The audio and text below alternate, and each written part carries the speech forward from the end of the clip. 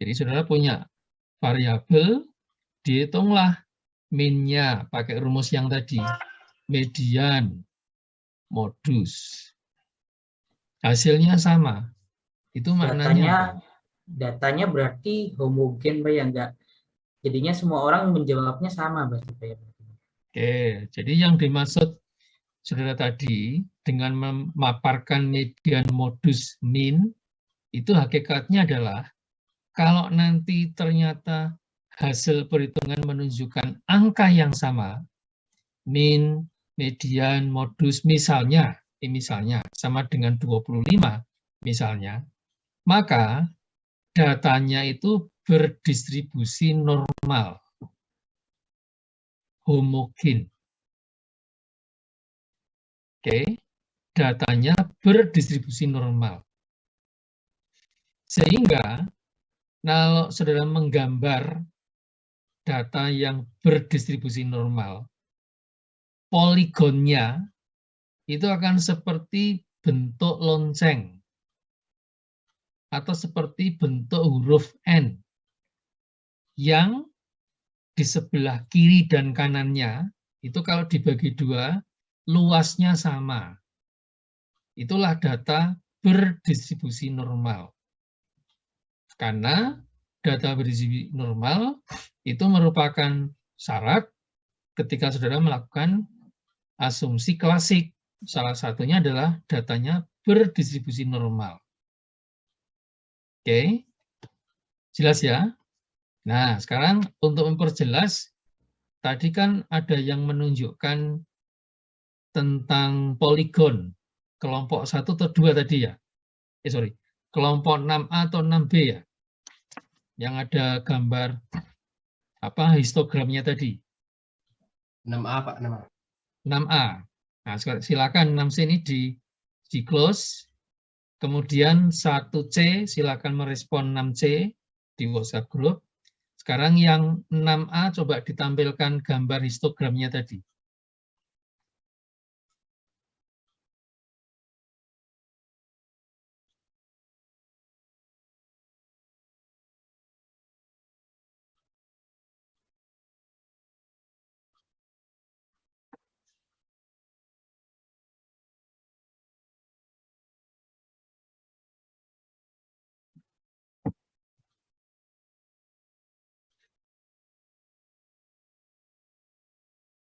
Nah, itu. Di view ya. Dibesarin lagi. Nah, ini. Ini yang disebut gambar yang ada tulisan histogram. Histogram yang pertama, yang judulnya grafik frekuensi menonton televisi pada anak di Semarang. Nah, itu yang disebut dengan histogram. Kalau di tengah-tengah histogram itu ada kelas mat, kemudian dihubungkan satu sama lain, akan diperoleh garis. Nah, garis itulah yang disebut dengan poligon. Nah, sudah lihat toh di situ ada poligon. Nah, poligonnya itu tidak membentuk huruf N, tidak seperti lonceng yang kalau di belah tengahnya kiri dan kanan luasnya tidak sama. Maka grafik frekuensi menonton televisi pada anak di Semarang itu datanya tidak berdistribusi normal. Dan kalau saudara menghitung min, median dan modus, hasilnya tidak sama. Demikian juga dengan grafik frekuensi bermain game elektronik pada anak di Semarang. Itu kan datanya, histogramnya yang pertama kan tinggi, lalu turun, lalu naik, lalu turun. Jadi tidak seperti gunung, tidak seperti huruf N, tidak seperti bentuk lonceng. Nah, kalau tidak seperti lonceng, tidak seperti huruf N, maka sama dengan yang pertama tadi, grafik frekuensi bermain game elektronik pada anak di Semarang, datanya tidak berdistribusi normal. Sehingga kalau saudara menghitung min, median, dan modus, hasil angkanya tidak akan sama. Oke. Nah, sekarang coba ini saudara bisa gambar nggak di situ, Mas? Bisa gambar nggak? Gambarkan lonceng.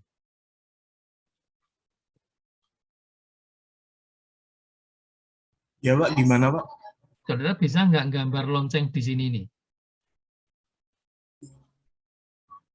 Atau di slide yang lain, coba yang masih ada tempat senggang.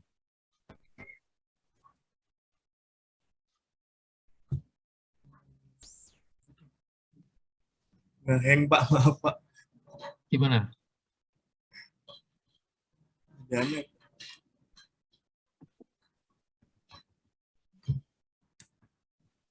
Gimana Pak tadi? Nah, coba saudara Recording stopped. gambar bentuk lonceng. Bisa nggak? Di sini ya Pak? Pak. Nah, ini nih.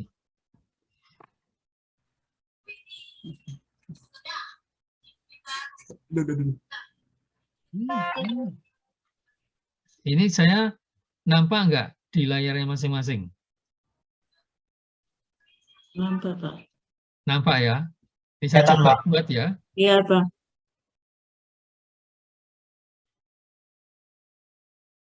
Anggap saja ini datanya berdistribusi normal. Oke. Lalu saya bagi dua tengah di sini nih. Nah, berarti luasnya A ini dengan B ini sama. Nah, maka kalau sudah nanti menghitung hasil min,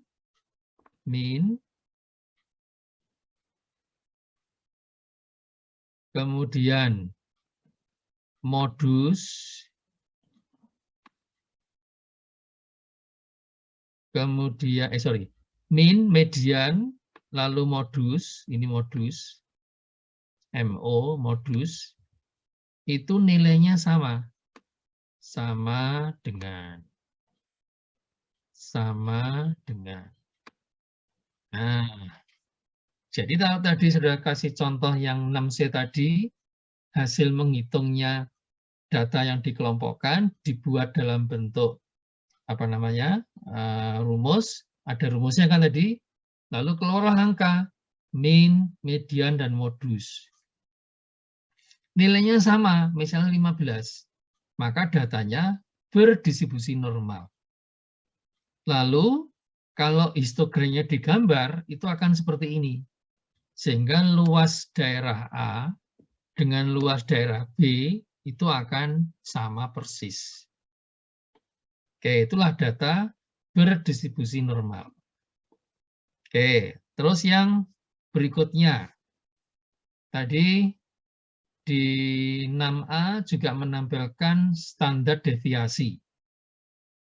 Itu untuk melihat miringnya, mencengnya kemana.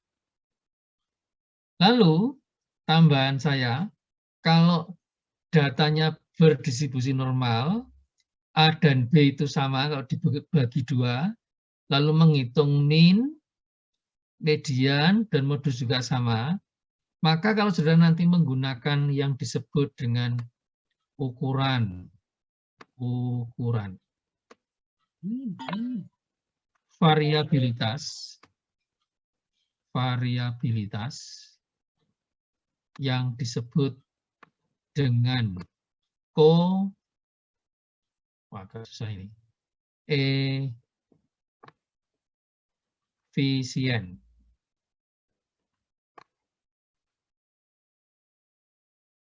Skewness.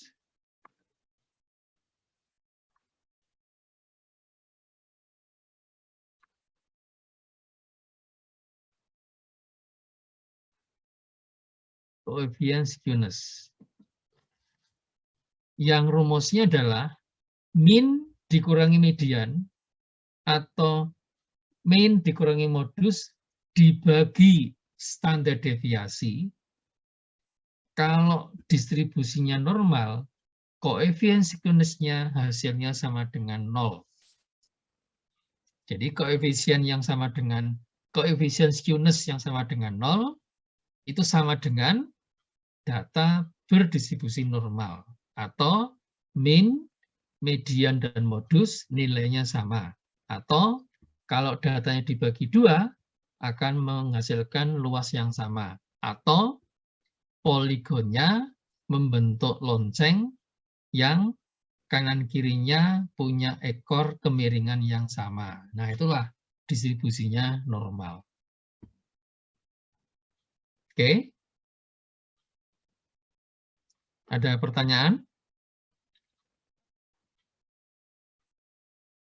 Sehingga nanti kalau saudara berlatih menghitung pakai deskripsi statistik, itu kan keluar semua. Ada min, median, modus, standar deviasi, data minimum, data maksimum, sampai nanti akan muncul koefisien skewness. Kalau itu nilainya 0, maka datanya berdistribusi normal. Nah, sehingga saudara nanti ketika ngelanjutin ke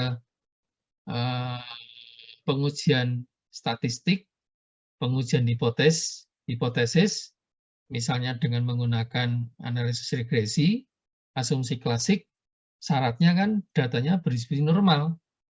Jadi kalau saudara sudah mampu menunjukkan dengan min, median, modus sama, poligonnya membentuk lonceng, kanan kirinya sama, atau koefisien skewness-nya sama dengan 0, maka sudah bisa dipastikan datanya berdistribusi normal. Jadi asumsi klasik satu uji sudah dipenuhi. Tinggal nanti menguji autokorelasi, multi-call, dan heteroskedastisitas. Oke. Nah, sekarang yang berikutnya saya akan tunjukkan ini paparannya Pak Baldrik sebelumnya di Seriwopsi dulu. Jadi kalau saudara nanti menulis tesis yang datanya primer, jangan lupa saudara menampilkan tabel yang menggambarkan demografi responden. Bisa menurut pendidikan, jenis kelamin, penghasilan, tempat tinggal, kota, desa, dan seterusnya. Nah, itu yang dimaksud dengan demografi responden. Kemudian lebih detail lagi disajikan dalam bentuk menurut demografi menurut pendidikan, pekerjaan, dan seterusnya. Lalu ketika saudara meneliti dengan data primer, ketemu langsung dengan responden, jangan lupa yang C, membuat uraian administrasi survei. Ini penting. Nanti saudara kalau ditanya kapan survei dilakukan, nah saudara bisa menjelaskan.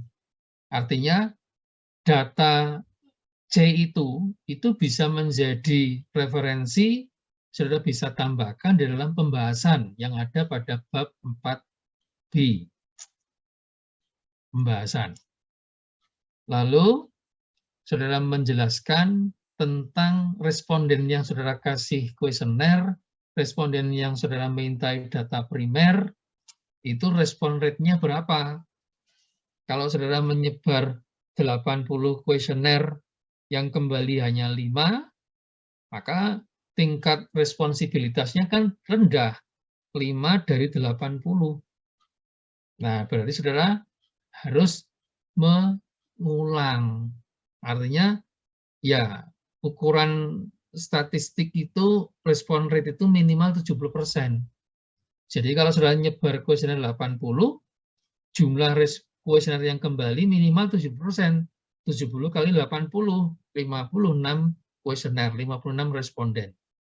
Jadi kalau kurang dari itu, berarti risetnya dianggap tidak baik, dianggap tidak representatif terhadap syarat untuk bisa mendapatkan sampel minimal. Kemudian yang terakhir membuat narasi tentang rate respon, mengapa saudara buang, mengapa tidak dipakai, saudara jelaskan. Misalnya saudara membagikan kuesioner 80, yang kembali ada 70, berarti kan bagus.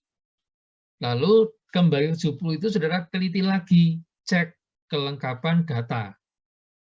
Itu kan tadi baru mengukur respon rate-nya. Saudara belum melihat kelengkapan data. Setelah dicek, ternyata ada data yang tidak lengkap. Ada variabel yang tidak dicontreng misalnya. Itu nanti masuk di bagian E. Sehingga saudara bisa menjelaskan, nyebar kuesioner 80, yang kembali 70, yang benar-benar bisa diolah, misalnya 60.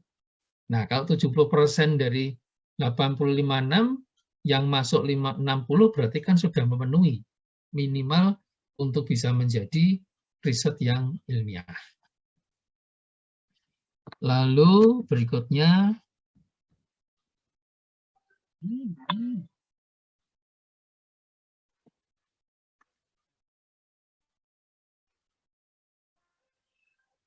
nah ini, jadi ini variabelnya, ini kategorinya, ini frekuensi. Ini yang disebut dengan frekuensi absolut. Ini frekuensi relatif. Kalau ini saudara gambar, namanya nanti histogram, laki perempuan. Kalau ini saudara gambar, namanya pie, diagram lingkaran. Oke. Kemudian menyajikan statistika deskriptif, ini tabel yang lengkap, sajian langsung tabel dari autostatistik, tetapi saudara mengolah sendiri. Nah, ini tadi saya maksud. Jadi seperti yang tadi ditampilkan 6A, itu nggak boleh masuk langsung diisi dari artikel, itu menjadi lampiran. Yang masuk di artikel yang saudara buat sendiri. Tabel buatan sendiri. Kemudian yang lainnya ini ukuran desimal. Ini 0,44517 dan seterusnya. Nah, itu enggak tepat.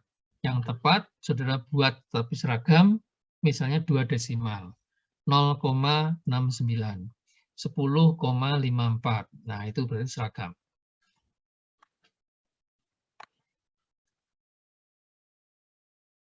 Nah, ini yang tadi saya maksudkan.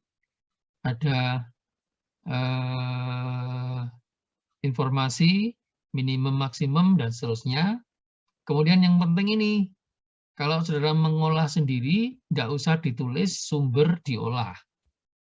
Oke, tapi kalau saudara menggunakan referensi tabel gambar orang lain, saudara tuliskan sumber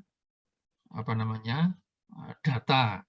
Tapi kalau saudara mengolah sendiri, maka saudara tidak seperti ini kan mengolah sendiri, maka tidak perlu ada sumber data atau sumber diolah. Nah, ini deskripsinya sudah tuliskan di sini. Ini kan simbol-simbol semua. Div itu apa? Nah, sudah tulis. Div itu adalah dividen. Life itu adalah life mana life? Utang. Mana ini? Di sini nggak ada. Itu leverage apa maksudnya? Utang. Nah, ini ada penjelasan. Nah, ini. Jadi, ini variabel kan cukup disingkat, tetapi di sini dijelaskan. Nah, ini di bawah tabel langsung. Oke. Nah, mengapa ini ada pertanyaan di situ? Karena tidak ada keterangan toh, ROA itu apa, CAR itu apa. Oke. Lalu sumber hasil olah data 2020. Nah, kalau saudara mengolah sendiri, ini tidak perlu ditulis. Oke. Nah, itu tadi yang terkait dengan statistik deskriptif. Ada pertanyaan sampai di sini?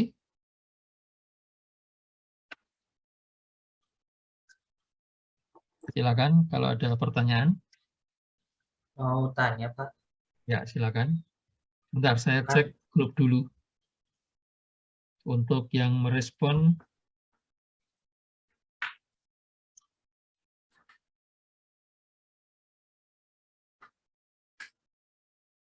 jangan lupa masing-masing 6A, 6B, 6C mengirim 1 PPT dan 2 artikel asli ya ke grup.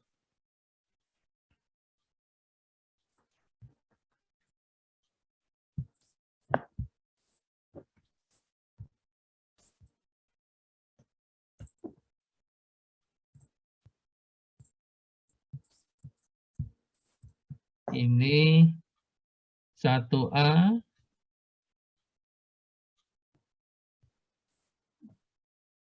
Muhammad Isnain, dan Nugroho.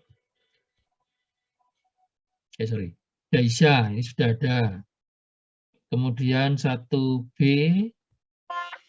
Geraldi, Siska, oke. Kemudian sudah dijawab oleh 6A. Kemudian 1C, itu Kalista, sudah dijawab oleh Buddha.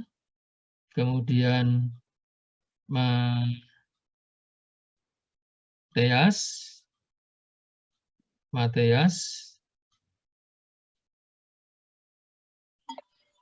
Ini ini sementara belum menjawab, dijawab. Pak. Ini Oh, sementara gimana? menjawab. Ini Ya. sementara menjawab, Pak. Kemudian jangan lupa ya, 6C itu ada 3 orang. Jadi silakan 6C itu pertanyaan dari 1C yang 2 orang, saudara bagi biar semuanya menjawab, biar semuanya dapat nilai. Izin Yang Pak, 6C itu kan 3 orang. izin Pak, untuk kelompok 6C sudah menjawab pertanyaannya. Jadi kami satukan jawabannya itu. Yang Kelompok mana? 6C. Pertanyaan 6C. Iya Pak, dari Andrian Geraldi pertanyaan 1B ke 6C. Kami udah jawab. Terus dari Mbak Andrea siapa? Geraldi itu 1B loh. Iya Pak, ya kami 6B Pak, 6B. Kami udah menjawab. Bukan, 6B. yang 6B nggak ada masalah. Itu Oh, yang iya, oke, Pak. 6C. Ini yang 6C. Oh 6C, oh Pak, maaf. Salah paham. 6A, 6B nggak ada masalah. 1A, Ya, Pak, ya. 1B oke. 1C itu kan ada 2 orang. 6C ada 3 orang. Jadi kalau 1C nanti bertanya, 6C itu jawabnya saudara bagi biar semuanya ikut menjawab. izin, Kalau Pak. 1C ada pertanyaan. Yang satu lagi sudah nonaktif, Pak. Siapa? 1C. Ya, ada yang nonaktif. Saya Aristo masih aktif.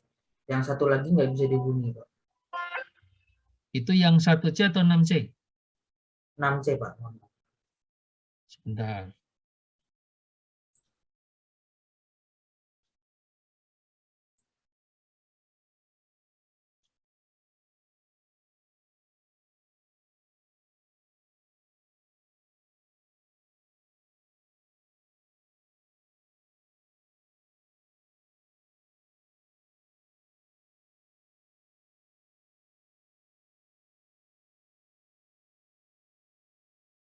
Ini 6C ini nggak ada nama segala loh.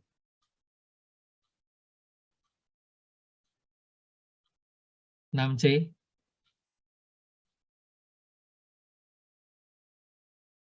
Mana kelompok 6C, mana kelompok 6C?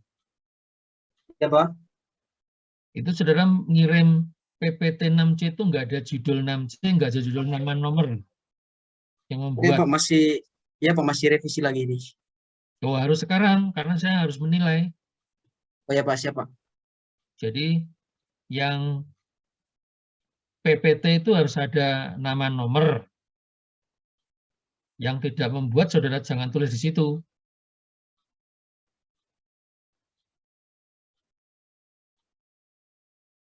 Kemudian 1C yang bertanya baru 1C.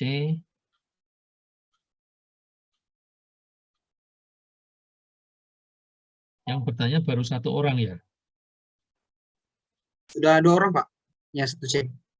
1C 2 orang. Ya, Pak, yang sudah bertanya.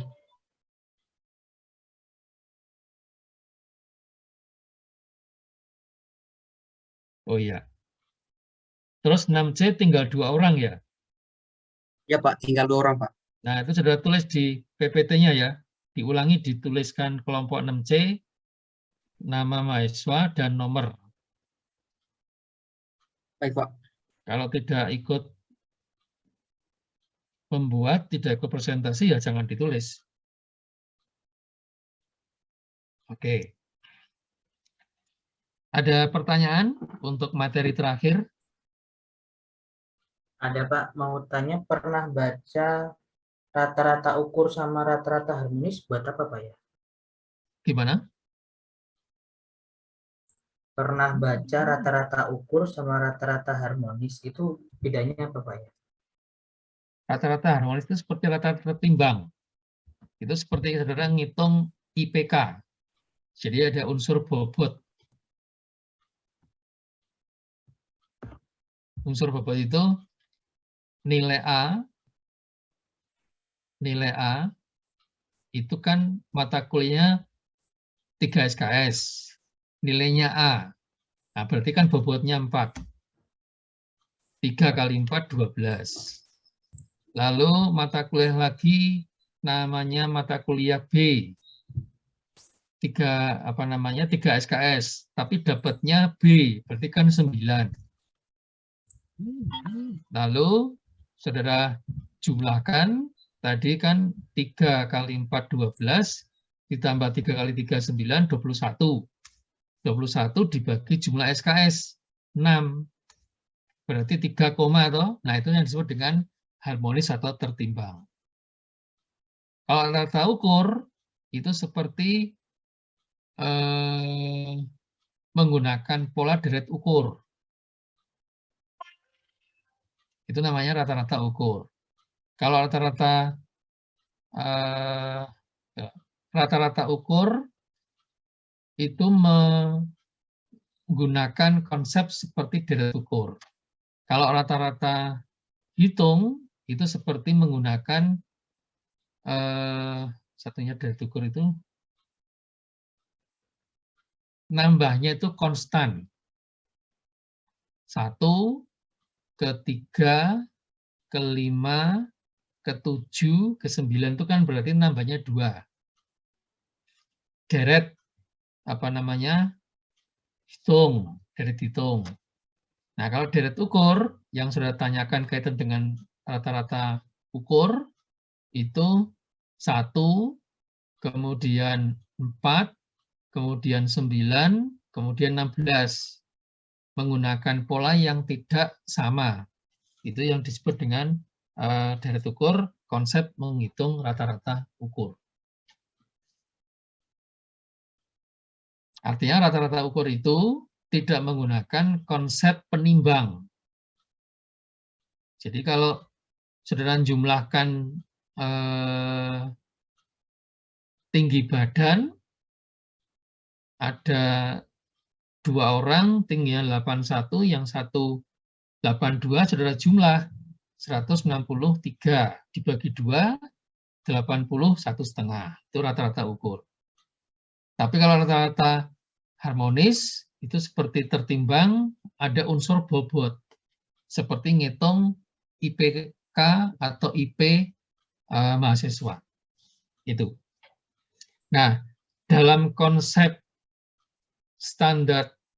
dalam konsep ukuran tendensi sentral yang digunakan di dalam penulisan bab 4.1 itu yang dimaksud adalah rata-rata hitung.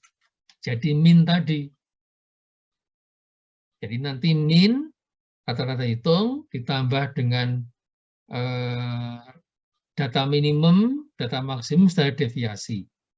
Yang modus, yang median nggak masuk. Itu. Ada lagi?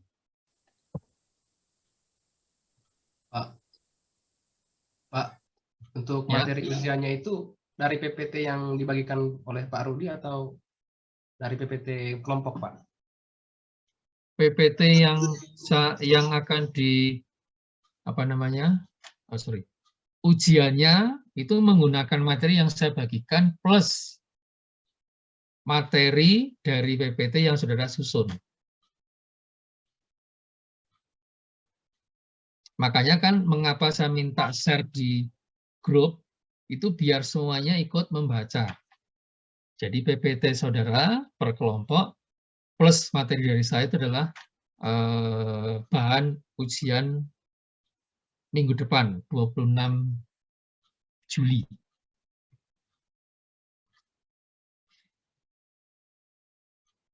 Ada lagi pertanyaan lain?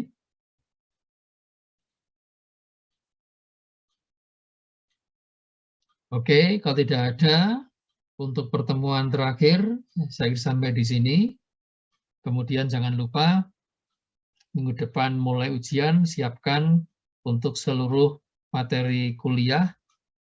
Dan kelihatannya ada yang UTS tidak ikut, saya nggak tahu nanti. Jangan sampai ujian nggak ikut. Bagi yang saudara UTS-nya nggak ikut, silakan saudara ketemu sama Pak Baldrik atau Pak Har. Karena kalau ujiannya nggak ikut kan berarti nilainya berkurang 1. Jika nanti kalau dibagi, ya saudara akan daya dapat nilainya mesti akan rendah. Nah, silakan hubungi untuk pengelola pasca. Oke, sampai di sini. Selamat malam semuanya. Malam, Pak. Malam, Pak. Terima kasih. Oke, semuanya. Terima kasih, Pak. Sehat selalu. Terima kasih, Oke, Pak. sama-sama.